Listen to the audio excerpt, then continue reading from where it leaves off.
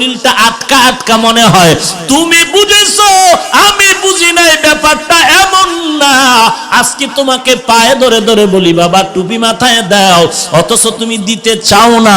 আর আমাকে যদি কেউ কোটি কোটি টাকা দিয়ে কয় হাফিজ ভাই টুপি ফালায় দাও, দাড়িটা কাটিয়া দাও, আমি বলার আগে তোমার অন্তর কি বলে? টাকার লোভে আমি দাড়ি টুপি ফালায় দিব নাকি?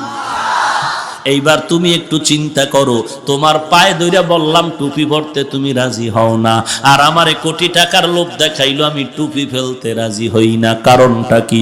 কারণ আর কিচ্ছু না রে বাবা, আল্লাহর কোরআন পড়লাম, নবীর হাদিস পড়ে দেখলাম একটা কথাও মিথ্যা নাই।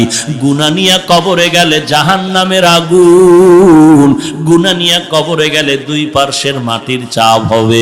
ওরে বান্দা, জমিন থেকে 9,30,00,000 মাইল উপরে সূর্য, রাতের বেলা সূর্য নাই, তারপরে তো গরমে তো ঘাম সহ্য করা যায় না। এরে আল্লাহর বান্দা, কেউ যদি আমার হাতে একটা বেতের বাড়ি দেয় আমি সহ্য করে নিতে পারি না। আর নবী বলেন গুনাহগার হয়ে যদি কবরে যাও, ওই কবরের দুই পাশের মাটি তোমাকে যখন চাপ দিবে, এক পাজরের হাড় আর এক পাজরের মধ্যে চলে যাবে। এরে নবীর উম্মতের দল, আল্লাহর কোরআন যদি তোমার অন্তর বলে সত্য, নবীর কথা যদি তোমার অন্তর বলে সত্য, গুনাহগার হয়ে কবরে গেলে আযাব হবে, কথাও সত্য।